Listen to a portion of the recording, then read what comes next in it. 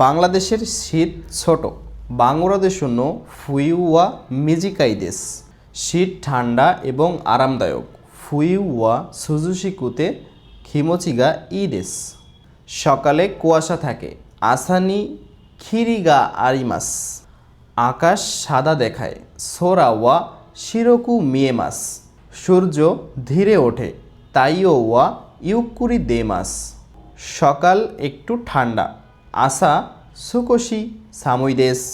মানুষ সোয়েটার পরে। হিতো ওয়া সেতা ও খিমাস। জ্যাকেটও পরে। জাকেত্তমো খিমাস। শিশুরা শীত পছন্দ করে। কোদোমো ওয়া ফুইউগা সুকিদেস। সকালে গরম চা পান করা হয়। আসা নি আতাতাখাই চা ও নমিমাস।